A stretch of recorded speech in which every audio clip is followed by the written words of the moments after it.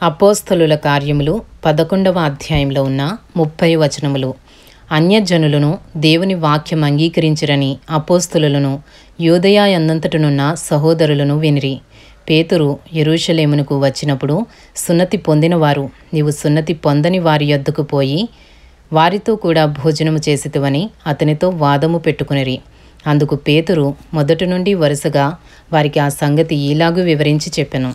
నేను యొప్పే పట్టణములో ప్రార్థన చేయుచుండగా పరవశుడనైతిని. అప్పుడొక దర్శనము నాకు కలిగెను. అది ఏదనగా 4 చెంగులు పట్టి దింపబడిన పెద్ద దుప్పటి వంటి ఒక విధమైన పాత్ర ఆకాశము నుండి దిగి నా యొద్దకు వచ్చెను. దానివైపు నేను తేరి చూచి పరీక్షింపగా భూమియందుండు చతుష్పాద జంతువులను, అడవి మృగములను, ప్రాకెడు పురుగులను, ఆకాశ పక్షులను నాకు కనబడెను. అప్పుడు పేతురు, నీవు లేచి చంపుకుని తినుమని ఒక శబ్దము నాతో చెప్పుట వింటిని.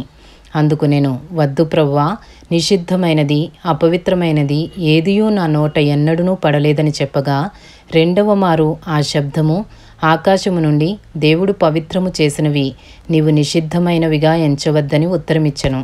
ఈలాగు ముమ్మారు జరిగెను. తరువాత అదంతయు ఆకాశమునకు తిరిగి తీసుకుని పోబడెను. వెంటనే కైసరయ నుండి నా యొద్దకు పంపబడిన 3 మనుషులు మేమున్న ఇంటి యొద్ద నిలిచియుండిరి. అప్పుడు ఆత్మ, నీవు భేదమేమియూ చేయక వారితో కూడా వెళ్ళుమని నాకు సెలవిచ్చెను. ఈ 6 సహోదరులు నాతో కూడా వచ్చిరి. మేము కొర్నేలి ఇంట ప్రవేశించితిమి. అప్పుడతడు, నీవు యొప్పేకు మనుషులను పంపి పేతురు అను మారుపేరు గల సీమోనును పిలిపించుము. నీవును నీ ఇంటి వారందరూ ఏ మాటల వలన రక్షణ పొందుదురో ఆ మాటలు అతడు నీతో చెప్పునని తన ఇంట నిలిచి తనతో చెప్పిన ఒక దేవదూతను చూచిన సంగతి మాకు తెలిపెను. నేను మాటలాడనారంభించినప్పుడు పరిశుద్ధాత్మ మొదట మన మీదికి దిగిన ప్రకారము వారి మీదికిని దిగెను. అప్పుడు యోహాను నీళ్లతో బాప్తిస్మమిచ్చెను గాని మీరు పరిశుద్ధాత్మలో బాప్తిస్మము పొందుదురని ప్రభువు చెప్పిన మాట నేను జ్ఞాపకము చేసుకుంటుని. కాబట్టి ప్రభువైన యేసుక్రీస్తునందు విశ్వాసముంచిన మనకు అనుగ్రహించినట్టు దేవుడు వారికి కూడా సమాన వరము అనుగ్రహించియుండగా దేవుని అడ్డగించుటకు నేను ఏపాటి వాడనని చెప్పెను.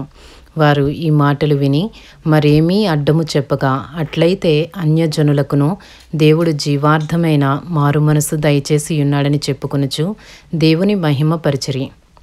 అపోస్తలుల కార్యములు 11వ అధ్యాయము 19వ వచనము నుండి. స్టెఫను విషయంలో కలిగిన శ్రమను బట్టి చెదరిపోయిన వారు యూదులకు తప్ప మరి ఎవనికిని వాక్యము బోధింపగా ఫేనీకే, కుప్రా, అంతియొకయ ప్రదేశముల వరకు సంచరించిరి. కుప్రియులు కొందరును కురేనీయులు కొందరును వారిలో ఉండిరి. వీరు అంతియొకయకు వచ్చి గ్రీసు దేశపు వారితో మాట్లాడుచు ప్రభువైన యేసును గూర్చిన సువార్త ప్రకటించిరి. ప్రభు హస్తము వారికి తోడైయుండెను గనుక నమ్మిన వారనేకులు ప్రభు తట్టు తిరిగిరి. వారిని గూర్చిన సమాచారము యెరూషలేములోనున్న సంఘపు వారు విని బర్నబాను అంతియొకయ వరకు పంపిరి. అతడు వచ్చి దేవుని కృపను చూచి సంతోషించి ప్రభువును స్థిర హృదయముతో హత్తుకొనవలెనని అందరినీ హెచ్చరించెను. అతడు పరిశుద్ధాత్మతోనూ విశ్వాసముతోనూ నిండుకొనిన సత్పురుషుడు. బహుజనులు ప్రభువు పక్షమున చేరిరి. అంతటా అతడు సౌలును వెతుకుటకు తార్సునకు వెళ్ళి అతనిని కనుగొని అంతియొకయకు తోడుకొని వచ్చెను. వారు కలిసి 1 సంవత్సరం అంతయు సంఘములో ఉండి బహుజనులకు వాక్యమును బోధించిరి. మొట్టమొదట అంతియొకయలో శిష్యులు క్రైస్తవులనబడిరి. అపోస్తలుల కార్యములు 11వ అధ్యాయము 27వ వచనము నుండి. ఆ దినముల యందు ప్రవక్తలు యెరూషలేము నుండి అంతియొకయకు వచ్చిరి. వారిలో అగబు అను ఒకడు నిలువబడి భూలోకమంతటా గొప్ప కరువు రాబోచున్నదని ఆత్మ ద్వారా సూచించెను. అది క్లౌదియా చక్రవర్తి కాలమందు సంభవించెను. అప్పుడు శిష్యులలో ప్రతివాడును తన తన శక్తి కొలది యూదేలో కాపురమున్న సహోదరులకు సహాయము పంపుటకు నిశ్చయించుకొనెను. అలాగున చేసి బర్నబా, సౌలు అనువారి చేత పెద్దల యొద్దకు దానిని పంపిరి.